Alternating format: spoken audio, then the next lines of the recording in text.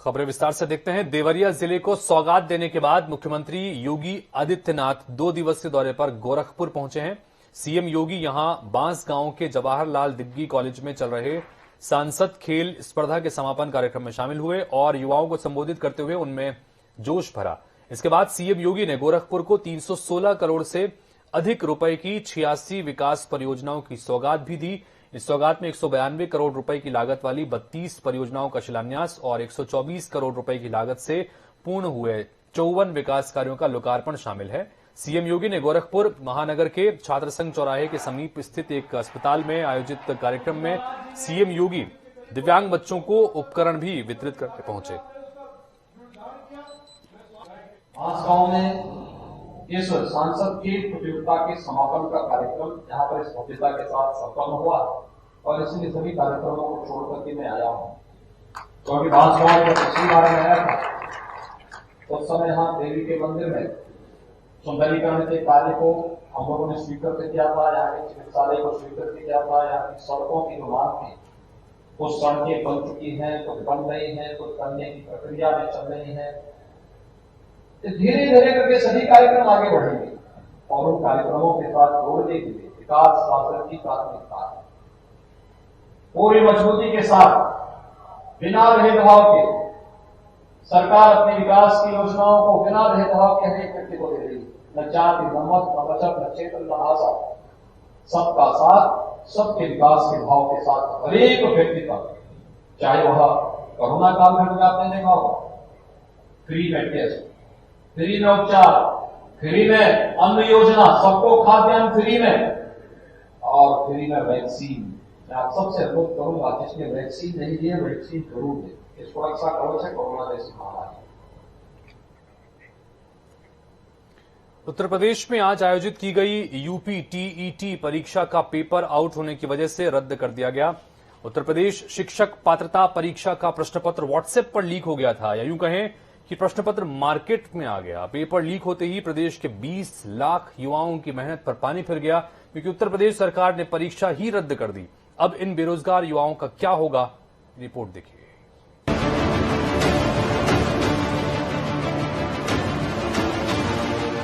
सरकार दावा करती है कि सभी भर्ती परीक्षाएं निष्पक्ष और पारदर्शी तरीके से हो रही है। सरकार दावा करती है कि परीक्षाओं में होने वाली धांधली को खत्म कर दिया गया है। सरकार दावा करती है कि बेरोजगार को रोजगार देगी। सरकार दावा करती है कि उसकी नीयत और चरित्र बिल्कुल आईने की तरह साफ है। लेकिन उत्तर प्रदेश में सरकार के सारे दावों की हवा यूपी टीईटी परीक्षा के लीक पेपर ने उड़ा दी है। उत्तर प्रदेश शिक्षक पात्रता परीक्षा 2021 आज सुबह 10 बजे से शुरू हुई, लेकिन कुछ ही मिनटों में पेपर लीक की एक खबर के बाद परीक्षा कैंसिल कर दी गई, क्योंकि परीक्षा शुरू होने से ठीक पहले ही मथुरा, गाजियाबाद और बुलंदशहर, प्रयागराज के कई व्हाट्सएप ग्रुपों पर पेपर वायरल हो गया। फिर क्या प्रशासन के दावों की हवा उड़ी तो आनन फानन में पूरी परीक्षा को ही रद्द कर दिया गया और टीईटी प्राथमिक स्तर की परीक्षा के लिए 13,52,000 और उच्च प्राथमिक स्तर की परीक्षा के लिए करीब 9 लाख अभ्यर्थियों को लाचार बनाकर छोड़ दिया गया। यूपी टीईटी परीक्षा में पहली बार लाइव सीसीटीवी सर्विलांस की व्यवस्था भी की गई थी। मकसद हर हाल में बिना नकल के परीक्षा कराना था। सीसीटीवी की मॉनिटरिंग लखनऊ से हो रही थी, लेकिन लखनऊ में बैठी सरकार को ये क्या पता कि उसके अधिकारी ही इस भ्रष्टाचार में संलिप्त है। ये कोई पहली परीक्षा नहीं है जिसमें पेपर लीक होने की वजह से इसे रद्द करना पड़ा हो। इसकी फेहरिस्त लंबी है। 19 मार्च 2017 पुलिस सब इंस्पेक्टर भर्ती परीक्षा। इस परीक्षा में ऑनलाइन पेपर हैक हुआ। ओम ग्रुप ऑफ इंस्टीट्यूट से 7 लोग गिरफ्तार किए गए। फरवरी 2018 Uttar Pradesh power corporation JEE परीक्षा। इस परीक्षा का भी पेपर लीक हो गया था। Uttar Pradesh power corporation limited की ऑनलाइन परीक्षा में धांधली पकड़ने के बाद स्पेशल टास्क फोर्स जांच कर रही है। अप्रैल 2018 यूपी आरक्षी नागरिक पुलिस और आरक्षी पीएससी के पद पर भर्ती परीक्षा। इस परीक्षा में पुलिस में गलत पर्चा बटा। यूपी एसटीएफ ने सॉल्वर गिरोह के 3 सदस्यों को गिरफ्तार किया। 15 जुलाई 2018 अवर अधीनस्थ सेवा चयन परीक्षा। इस परीक्षा की पहली पाली में पर्चा लीक हो गया। जांच में इसकी पुष्टि के बाद परीक्षा रद्द कर दी गई। 1 सितंबर 2018 नलकूप ऑपरेटर का पेपर आउट हो गया। मेरठ से 11 लोग गिरफ्तार किए गए। फरवरी 2018 फिर से यूपी प्रोजेक्ट पावर कॉर्पोरेशन की 2849 पदों का पेपर लीक हो गया। पेपर आउट और रद्द होने की ये सूची काफी लंबी है, कोई अंकुश और विराम नहीं है। लेकिन इससे इतर उत्तर प्रदेश सरकार का कहना है कि सरकार अभ्यर्थियों के साथ खड़ी है। सीएम योगी ने कहा कि यूपी टीईटी की रद्द की गई परीक्षा 1 महीने में दोबारा कराई जाएगी। एक गिरोह कहीं से उसने एक पेपर लीक किया, हमने कहा पूरे पेपर को अभी निरस्त करो, पूरे गिरोह को गिरफ्तार कर लो, उन सभी बच्चों को सकुशल उनके घरों तक पहुंचाओ। 1 महीने के अंदर पारदर्शी तरीके से फिर से परीक्षा आयोजित करो। किसी भी बच्चे से कोई शुल्क अतिरिक्त नहीं लेंगे, उनके आने जाने की फ्री में व्यवस्था देंगे, या उन बच्चों का जो आई कार्ड होगा उत्तर प्रदेश परिवहन निगम की बसेज में फ्री में आने जाने की सुविधा उसके माध्यम से उन बच्चों को प्राप्त होगी। सरकार दावे तो बहुत करती है, ये कर देंगे वो कर देंगे, हर बार फेल हो जाती है सरकार। सरकार के दावे, सरकार के सभी वादे। दावा किया गया था भर्ती को पारदर्शी बनाने का, वादा किया गया था बेरोजगारों को रोजगार देने का, लेकिन अब कुछ नहीं होगा। परीक्षा रद्द की जा चुकी है और एक बार फिर बेरोजगारों को निराशा हाथ लगी और मेहनत में मिले हैं ये आंसू। ब्यूरो रिपोर्ट, जनता टीवी। उत्तर प्रदेश शिक्षक पात्रता परीक्षा 2021 का पेपर लीक होने के बाद परीक्षा को स्थगित कर दिया गया है। परीक्षा आज 2 पालियों में होनी थी। सरकार ने इसको लेकर भले ही बड़ी तैयारी की थी, लेकिन परीक्षा माफिया भारी पड़े। अब सरकार ने परीक्षा को स्थगित करने के साथ ही पेपर लीक के मामले की जांच एसटीएफ को सौंपी है। पर्चा इंटरनेट मीडिया पर वायरल होने की सूचना एसटीएफ से मिलने के बाद यह निर्णय लिया गया। उत्तर प्रदेश परीक्षा नियामक प्राधिकारी सचिव संजय कुमार उपाध्याय ने पेपर लीक होने की पुष्टि की है और सरकार ने तत्काल ही परीक्षा को स्थगित करने के बाद इसको 1 महीने बाद दोबारा कराने का फैसला लिया।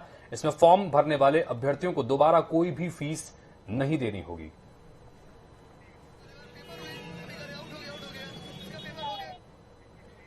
तो वहीं पेपर लीक के इस मामले में एडीजी कानून व्यवस्था प्रशांत कुमार का यह कहना है कि पेपर लीक करने के मामले में प्रयागराज और पश्चिम उत्तर प्रदेश में कुछ लोग पकड़े गए हैं, जिनसे पूछताछ जारी है। एडीजी ने बताया कि प्रयागराज और पश्चिमी उत्तर प्रदेश में कई आरोपी हिरासत में हैं। इसके साथ ही पेपर कराने वाली एजेंसी भी शक के दायरे में है। अगर पेपर कराने वाली एजेंसी की ओर से जरा सी भी लापरवाही मिलती है तो उसको भी ब्लैकलिस्टेड किया जाएगा। कोई भी संस्था अगर इसमें जिसने भी इस तरह की छेड़छाड़ का प्रयास किया है उसके विरुद्ध कठोरतम कार्रवाई शासन के द्वारा की जाएगी। अभी जो इंडिविजुअल पकड़े गए हैं उनके सभी चीजें तस्दीक की जा रही हैं कि कहां से इन्वॉल्व हैं, किसी गैंग से इन्वॉल्व हैं या किसी संस्था से इन्वॉल्व हैं या इसके पीछे कोई षड्यंत्र है। इन सभी चीजों को हम इसका परीक्षण करें। ऐसी कोई चूक की बात नहीं है।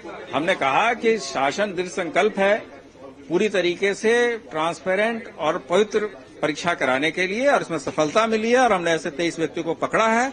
हम बच्चों को फिर से परीक्षा लेंगे ताकि हमारे युवाओं का भविष्य प्रभावित न हो। उत्तर प्रदेश शासन बिहार के विशाल इसमें बिहार के कुछ लोग पकड़े गए हैं। ये सभी चीजें विवेचना से ही पता चलेगी कि किसका कितनी क्रिमिनल लायबिलिटी है। उत्तर प्रदेश के साथ साथ बिहार के भी सॉल्वर उत्तर प्रदेश में कहीं न कहीं नकल माफिया सक्रिय थे, जो कि आज करीब 23 लोगों की गिरफ्तारी हो चुकी है। और Prashant Kumar ADG law and order का कहना है कि जल्द उन लोगों की गिरफ्तारी की जाएगी जो इस मामले में सक्रिय भूमिका निभा रहे थे। कैमरा नमन के साथ अनूप सिंह, जनता टीवी, लखनऊ। तो पेपर लीक होने के बाद समाजवादी पार्टी के अध्यक्ष अखिलेश यादव ने ट्वीट कर बीजेपी सरकार पर हमला बोला और कहा कि यूपी टीईटी 2021 की परीक्षा का पेपर लीक होने की वजह से इसे रद्द होना 20 लाख रोजगार अभ्यर्थियों के भविष्य के साथ खिलवाड़ है। भाजपा सरकार में पेपर लीक होना, परीक्षा व परिणाम रद्द होना आम बात है। उत्तर प्रदेश शैक्षिक भ्रष्टाचार के चरम पर है। बेरोजगारों का इनकलाब होगा, 22 में बदलाव होगा।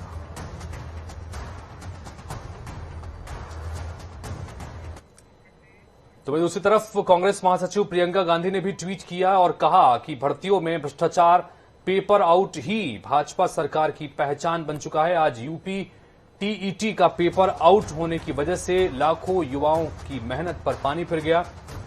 हर बार पेपर आउट होने पर योगी जी की सरकार ने भ्रष्टाचार में शामिल बड़ी मछलियों को बचाया है, इसलिए भ्रष्टाचार चरम पर है।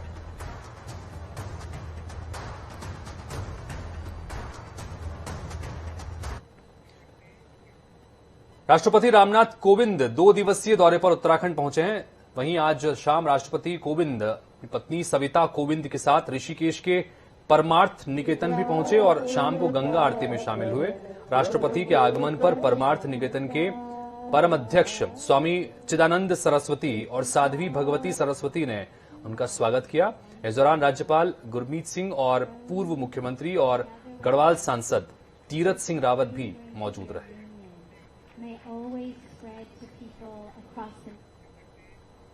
26/11 को मुंबई में हुए आतंकी हमले की घटना को शायद ही कोई हिंदुस्तानी 13 साल बाद भी भूल पाया होगा। वहीं इस हमले में उत्तराखंड के देहरादून के रहने वाले गजेंद्र बिष्ट भी शहीद हो गए थे, जिनको सरकार ने मरणोपरांत सर्वोच्च सम्मान अशोक चक्र से सम्मानित किया।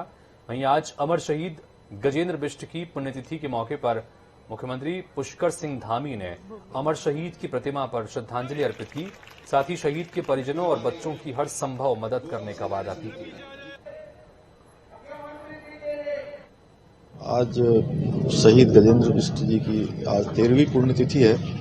इस पुण्यतिथि के अवसर पर जो उन्होंने हमारी देश की एकता अखंडता के लिए अपने प्राणों का बलिदान दिया, हम सभी उनको नमन करते हैं और निश्चित रूप से उनके जो बताए हुए मार्ग हैं उस मार्ग पर हम लोग चलेंगे और उनके परिजनों का हर प्रकार से जो भी सहयोग हो पाएगा, हमारी सरकार हर प्रकार से उनके परिजनों के साथ खड़ी है और हम शहीदों के लिए निश्चित रूप से वो हमारे हमेशा स्मरण में रहे।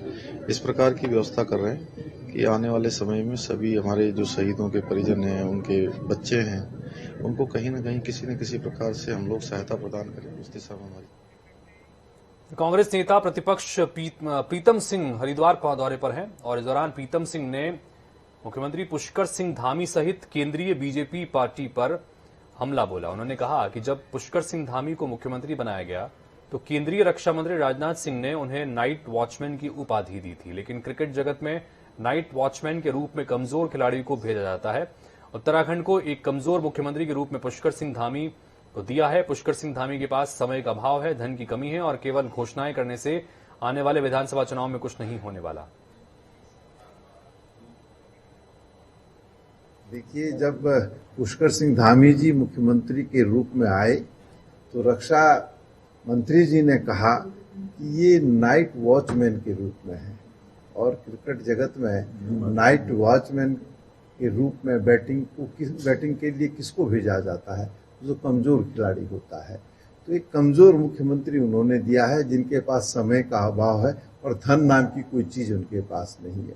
तो किस बात के रोड़े खड़े करेंगे? घोषणाओं से बात बनने वाली नहीं। बेहतर होता, हम मानते, हम स्वीकार करते, 2017 में प्रचंड बहुमत से उनकी सरकार बनी थी और 17 से लेकर आज तक जो घोषणाएं आज कर रहे हैं वो घोषणा 17 में करते, 18 में करते, 19 में करते, 20 में करते। अब जब हम चुनाव की दहलीज पर खड़े हैं तब वो घोषणाएं कर रहे हैं, उत्तराखंड के लोग इसे देख रहे हैं। गोवर्धन पीठाधीश्वर जगतगुरु शंकराचार्य ने उत्तराखंड में देवस्थानम बोर्ड के विरोध में तीर्थ पुरोहितों की समस्या को लेकर बयान दिया है। उन्होंने कहा कि सरकारी सिस्टम को धार्मिक और आध्यात्मिक क्षेत्र में हस्तक्षेप नहीं करना चाहिए और ये उनका अधिकार भी नहीं है। अध्यात्म के क्षेत्र को सनातन परंपरा से देखा जाना चाहिए। इसके अलावा उन्होंने कहा कि देश के अंदर अभी कृत्रिम ढंग से जातियों का चुनाव हो रहा है, इसलिए देश के अंदर विस्फोट वाला माहौल तैयार हो रहा है। ऐसे में सनातन धर्म की नजर से जाति धर्म को देखने की आवश्यकता है। उन्होंने देश के अंदर बढ़ रहे नशे के कारोबार पर भी चिंता जताई और कहा कि धर्म और ईश्वर की विमुखता की वजह से ही देश के भीतर असहिष्णुता का माहौल पैदा हो रहा है। धार्मिक आध्यात्मिक क्षेत्र पर सेकुलर शासन तंत्र को आधिपत्य का कोई अधिकार नहीं बनता, सहभागिता का ही अधिकार बनता है। ये हमारे जो धार्मिक आध्यात्मिक क्षेत्र हैं, शिक्षा, रक्षा, संस्कृति, सेवा, धर्म और मोक्ष के संस्थान के रूप में उद्भासित हो, यही उचित है। पूरे देश में युवा इस समय नशे की तरफ बढ़ा हुआ है। पूरे देश में नशे का बहुत बड़ा व्यापार इस समय चल रहा है। हाँ, कोई अगर धर्म और ईश्वर का नशा नहीं होगा तो कृत्रिम नशा का सेवन करेंगे। और जो युवक लोग हम लोगों के संपर्क में आ गए हैं, गुप्त या प्रकट, उनके जीवन में तो कोई इस प्रकार का दुर्व्यसन नहीं है। तो इसी के साथ फिलहाल इस बुलेटिन में इतना ही, लेकिन खबरों और अपडेट्स का सिलसिला आगे भी लगातार जारी है। नमस्कार।